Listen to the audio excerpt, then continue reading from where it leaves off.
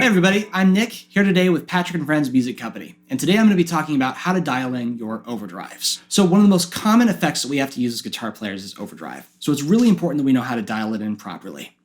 The way I like to think about it is I like to think of it in 3 stages. My first, second, and third stage overdrives. My first stage is going to be my transparent overdrive.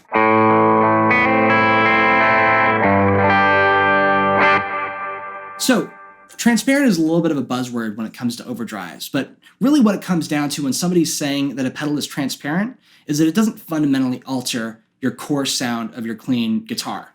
So, check it out. This is my guitar without the effect. Here it is with the overdrive. So, there's quite a lot more saturation, but fundamentally, it hasn't really changed the sound of my guitar. The effect I'm using here is called the Morning Glory. This is a blues breaker style circuit. So a blues breaker has a little bit of a mid-hump to it, and this particular circuit actually takes out a little bit of bottom end, which I like a lot. But notice when I play chords, it really doesn't, it's not oversaturated to the point where my chords are no longer clear. Hence, it's transparent. Next up, I have my second stage overdrive. Now, you can really use anything for this. Personally, I really like using a tube screamer for this. The main important thing, as far as using a second stage overdrive, is getting what we call the mid-hump. So, here's what that means. Here's my sound without this. Here's with the tube screamer. So you'll notice that the mid-range of my guitar is really being pushed forward with this effect. It's one of the main reasons people love tube screamers. What it does really well whenever your mid-range is being pushed is it helps you to kind of stand out above the rest of the band.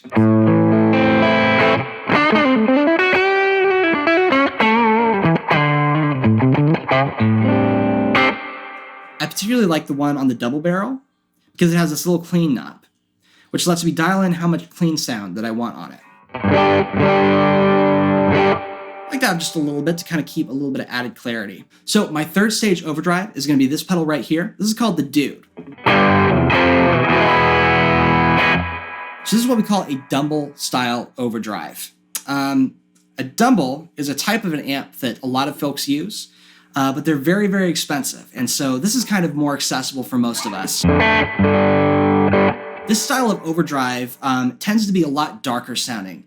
And it has like a really distinct bottom end to it.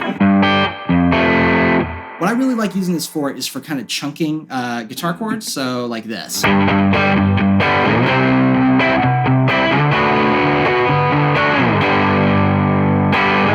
Those are my 3 styles of overdrive that I like to use. One of the things that's really important to know how to do is how to stack overdrives. Stacking overdrives is basically when you take several different overdrive pedals and you run them in series into each other. Now, what this is really good for is you're able to take the distinct qualities of different overdrives and use them with each other. So, check this out. I'm going to take my first stage overdrive, the blues breaker, and I'm going to turn on the tube screamer before it.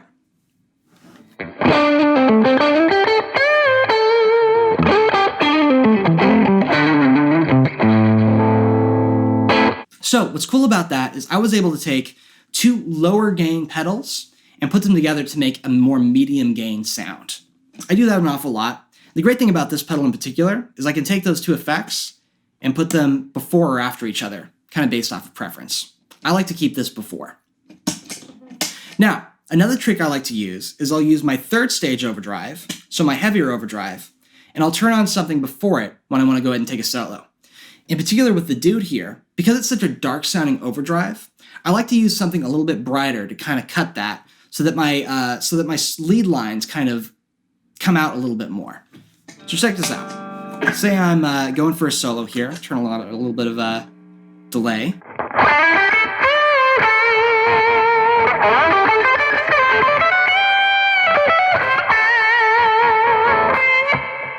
Without it, and with the overdrive.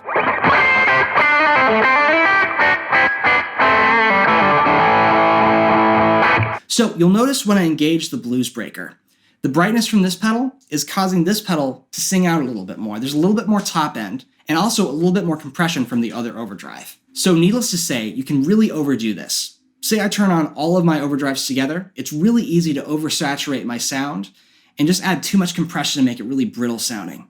But generally speaking, if you take two overdrives and set them to about a medium gain range, you can get a lot of different possibilities by combining them together and stacking them. That's with my overdrives. Let's say I want to use some of these other effects that I have down here. Let's take another really, really common effect, compression, and talk about how we can stack this with our overdrives to kind of enhance them. So, I tend to use compression as a kind of standalone effect when I'm playing completely clean, but there's a few things that compression is really, really good for, especially when I'm tracking in a studio setting. One thing that I really like is, say I'm playing with my Morning Glory side here. But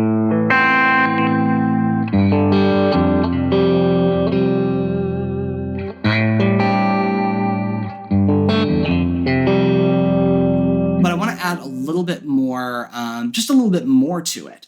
Check it out. If I turn on this compression here,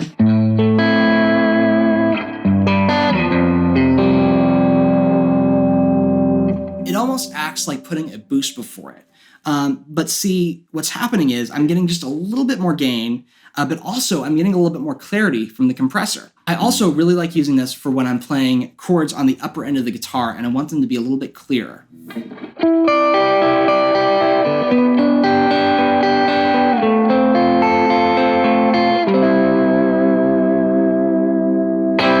Another group of effects I like to use together is fuzz and overdrive. Now, check this out. When I turn on this fuzz all on its own, it tends to sound a little bit brittle. Check this out.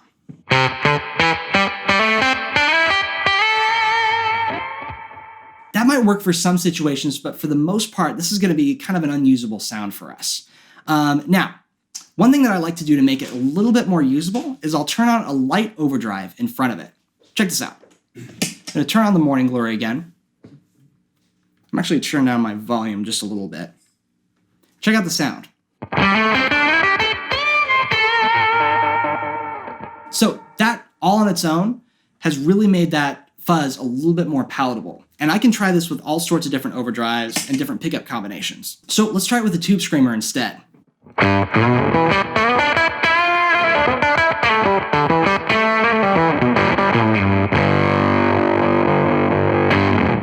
Notice how every overdrive is bringing out a different character in that fuzz effect. So this next one is actually kind of obvious, but it's actually super important, which is using a boost after all of our overdrives.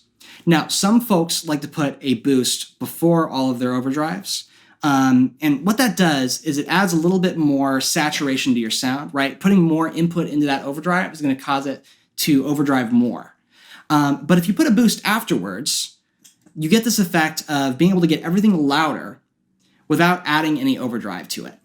Check it out. Here's without the boost.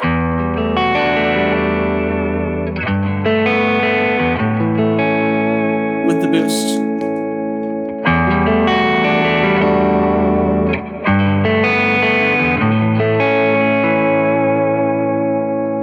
So notice it didn't add any overdrive at all, but it's just making everything way louder.